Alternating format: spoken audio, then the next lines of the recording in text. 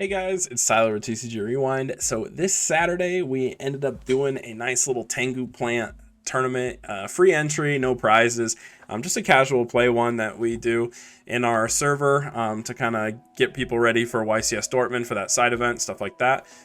So here is all the decks that were registered. I kind of want to do a breakdown of what our representation was in participants, and then also kind of talk about the top 8 and like discuss some of their deck lists. So we'll take a look at that, but as you can see, we had around 14 people register, which means, guys, if you're available, if you're around, if you're interested in playing this format, you should just join the Discord and come in and play. You'll get featured on stream, and you'll get to showcase your creativity in the format because ultimately, I really wanted to see more players playing so we can have like more diverse pools. Because even with how this was, the representation was actually kind of crazy, which I'm excited to talk about. So we had a single Nordic. Our only agent player actually dropped out, so we didn't have any agent representation in this tournament, which is kind of wacky.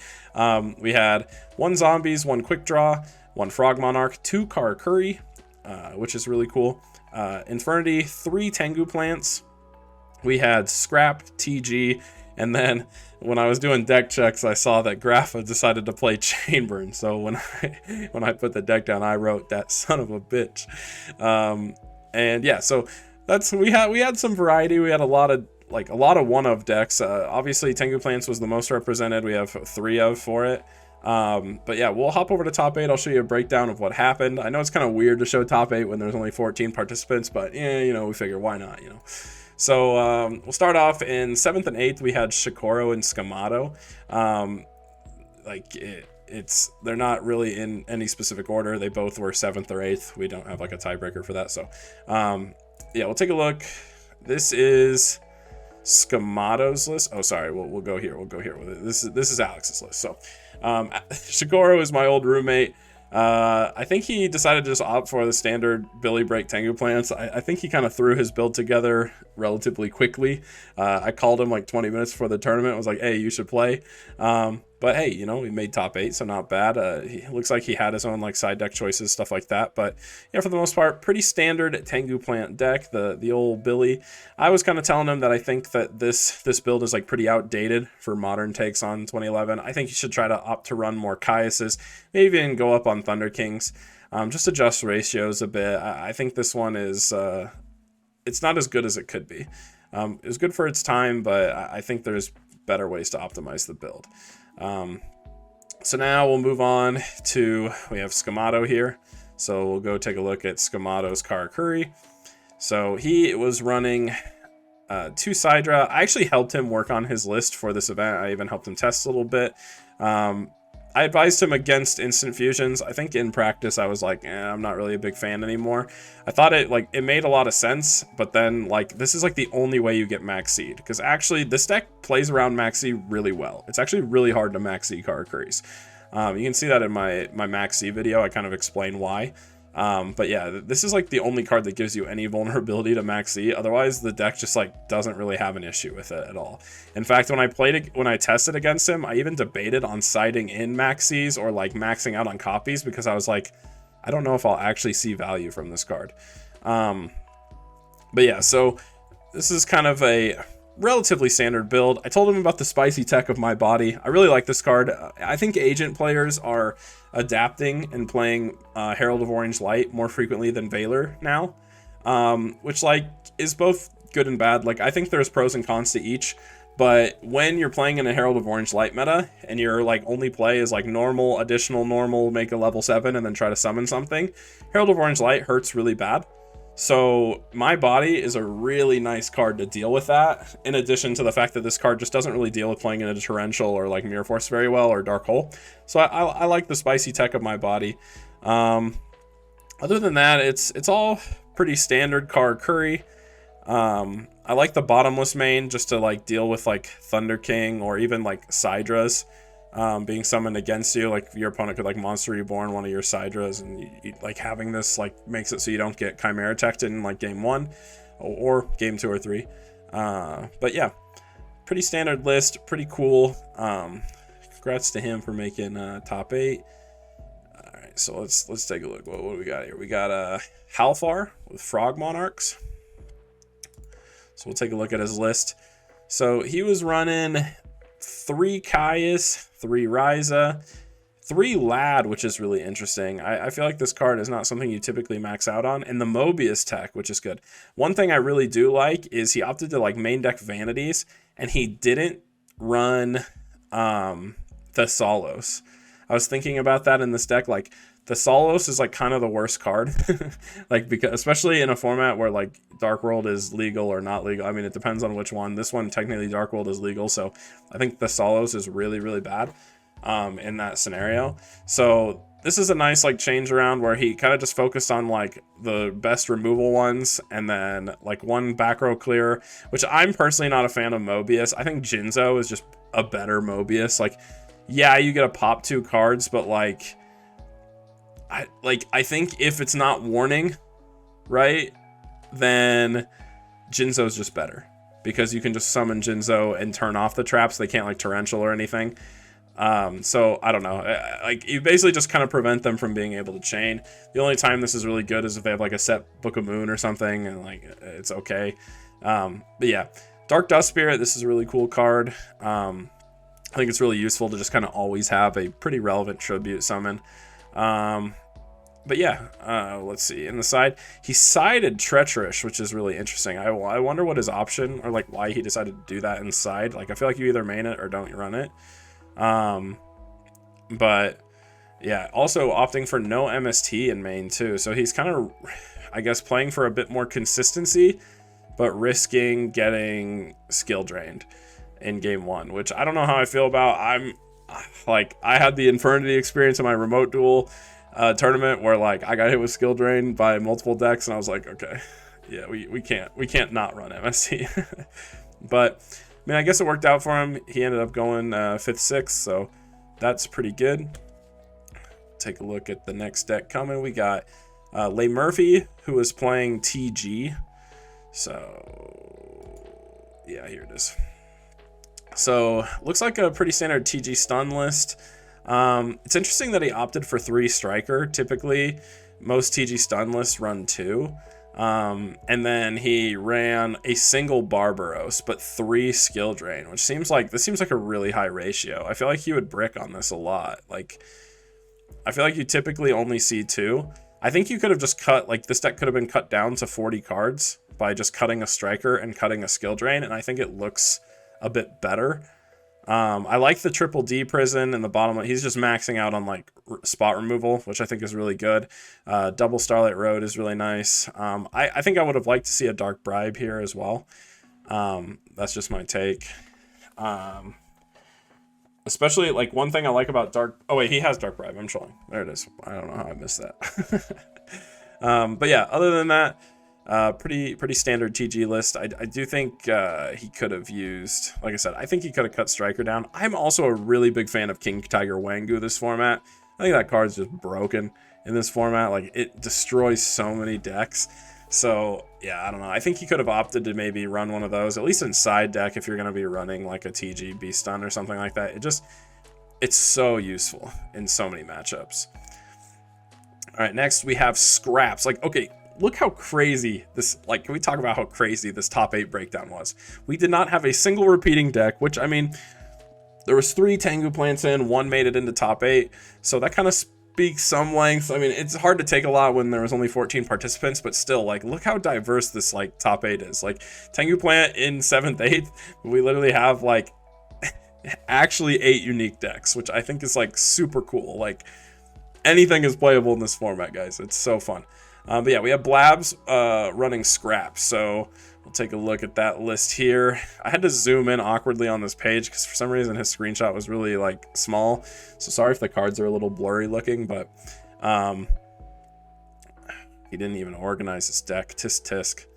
But this is looking like a standard Scrap list, if I'm being honest. It looks almost identical to the one that like topped the YCS. You got to run like, I think he's only running 2 of these. I think he just reduced his card count down so he could run Upstart, which makes sense. I mean, like, obviously you have to do that to run the 37 card deck, but this deck did look really, really good on stream. He did really well with it. But every part of it is like, this is like almost card for card what that YCS deck looked like. Scrapstorm 3 of is kind of spicy, and I think it actually came up huge for him. There's a lot of times I saw him chain this in like, I don't know, really, really sick scenarios. So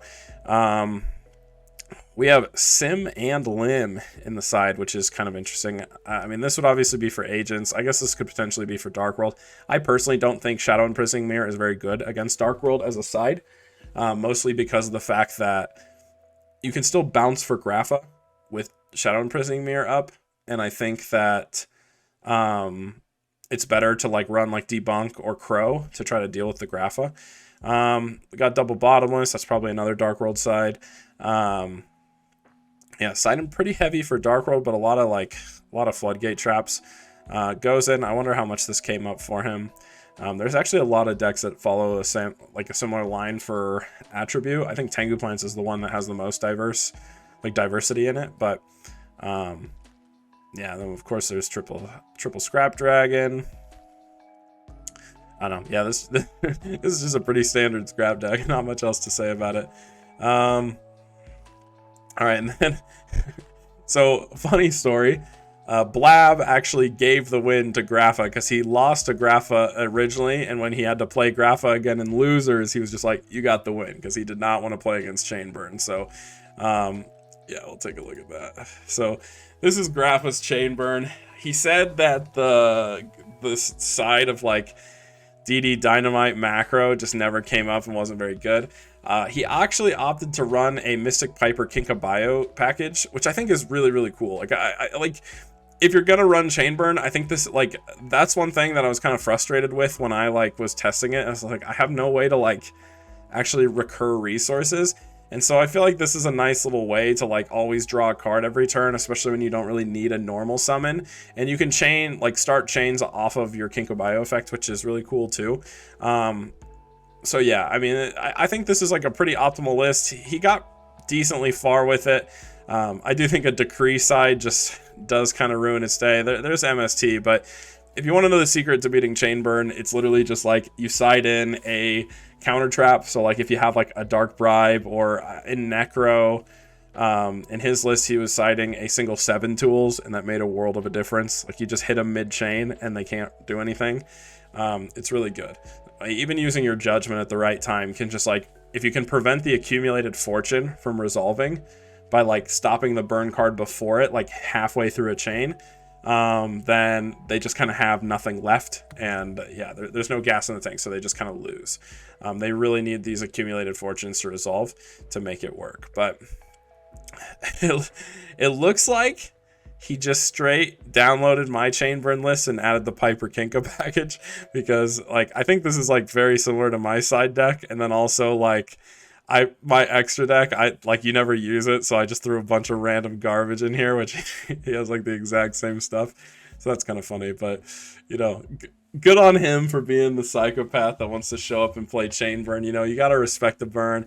I won a regional with Chainburn once, so you know, I can't, no flame, you know, you got to respect the burn. All right, and then top 2. So we had Necro, who was playing zombies, which, like, this is like his bread and butter. Like, Necro is an active zombie player in the Discord. He plays it all the time. Probably his favorite deck and most played deck by far. But yeah, you can take a look at his list. He refers to it as zombie mid-range. Kind of like, you just kind of abuse your floaters and then make spicy plays as you go. He plays this deck really well. One card I really like that he has in here is the enemy controller. I saw this come up quite a bit where it was like really useful for him. I think enemy controller is just such a good and versatile card in this format. I'm a huge fan of it. And then, yeah, he has some weird one-ofs in side decks. I'm not a fan of side decking one-ofs. Like, unless it's like the third Maxi or something, right? Like if you're maining 2. I'm also not personally a fan of maining 3 Maxi over Valor. I think Valor is just more generically useful, and Maxi is like matchup dependent. So if that's the case, I think you should main the Valor and side the Maxis. That's what a lot of people did historically. There's a lot of times where this card just like is super dead in hand against certain matchups. So that's why I'm just not a fan of like hard maining it. You can main like 1 or 2 max, but I'm never a fan of 3. Like, think of all the floaters in this deck. Like, you want to stop Trishula. So like, you either have Warning Judgment set or you get Trishula and can lose really bad. So I think Veiler's just a bit better. Oh, hey, look, there's the title. You can't see it. Zombie mid-range. There we go. And last but not least, this deck was so sick. So Himne went undefeated with Quick Draw. Himne's kind of proven himself to be like one of the best, if not the best players in our server. He won the last Tengu Mania tournament, which had quite a few entrants. I think there was like 40. And he came in and decided to play Quick Draw, which really impressive thing is in a format that has Maxi at 3. I typically rank Quick Draw kind of low on the tier list because of the fact that I think it gets punished so hard by Maxi. But if we take a look at his build, he really kind of mitigated that. Like, Quick Draw is like an inherent summon in this format, so like you're not gonna like be able to like, you can't chain Maxi to it.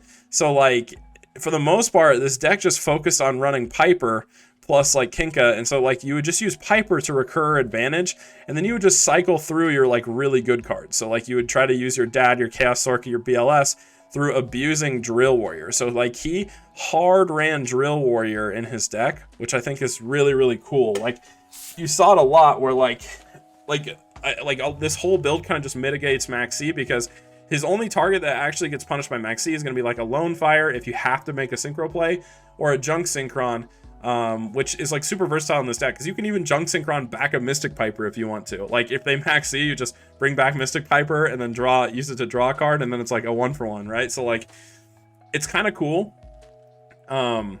But yeah, I don't know. This deck proved to be very, very effective. Like, he just constantly had card advantage. 3 Level Eater is also fascinating.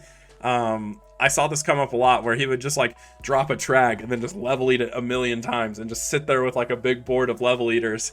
And kind of like, you could just see him build advantage. Like, there's one play in particular, you'll have to check the stream VODs to like see it, but he like activated Avarice and ended up, after his Avarice, he ended up going like +9 or something like that. Like, it was crazy how much card advantage he was able to generate just through like drawing 2, summoning a Piper, drawing 2 again. Like, he got so many cards and just flooded his board by just abusing his like few special summons. So like, yeah, I don't know. Coolest thing about it is it's not very normal summon reliant, and it's also not very vulnerable to Maxi. So this is a very clever approach to the Quick Draw deck.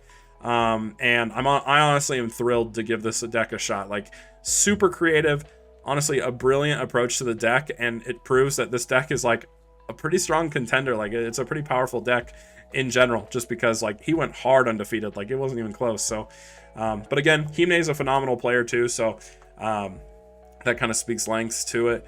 I like that there's a spicy Tyrus in the extra deck here. But yeah. Oh, and also Dark Samorg. I saw him actually play this card. That's a cool tech, because you're running things like, you got the Spore, you got the Quick Draw, they're all wind, and then you have a bunch of darks through like, you know, Level Eater, Kinka, like, you know, all these guys. So it's kind of easy for you to just summon Dark Samorg, which I think is like kind of crazy, right? Like, I don't know. Really, really cool approach to the deck. I'm definitely excited to give this deck a shot myself. I had to order a 3rd ulti Drill Warrior, but we'll probably do some gameplay on this deck myself. But if you want to see it like straight from the source, we definitely spectated a couple of his games during the event, especially in finals and stuff. So you can kind of see how it played out and like just how good it was. All the VOD for the whole tournament is on my channel, so if you want to check that out, you know, just click on the homepage, you'll see it right there. But yeah, that kind of wraps it up for this tournament, what we had. Like I said, doing a top 8 breakdown is a bit generous, because I think like in reality, like, you should cover top 4. But even then, like, with 3 Tengu plans represented, and the fact that we had like this like Quick Draw Zombies Chainburn Scraps, I don't think anyone looking at like the total participants would have guessed that that would have been our like top 4 breakdown, right? Like, it's really, really cool. And it makes me really excited just to see how far people can push this format, because I really think it's so unsolved and there's so much more to learn. So again, if you want to participate in these tournaments, I'm going to put a link to the Discord below so you can join in and give it a shot. Would love to see more people come play, just so one, I have more stuff to cover, and we can see more variety and more stuff. Like, there's a lot of decks here that were still not represented. Like X-Sabers was not played at all in this tournament, which is really sad because I think X-Sabers is very, very good. And again, we literally our only Asian player dropped, so yeah, super interesting. But that is going to wrap it up for this video, guys. Thank you so much for watching, and make sure you have a great time dueling today.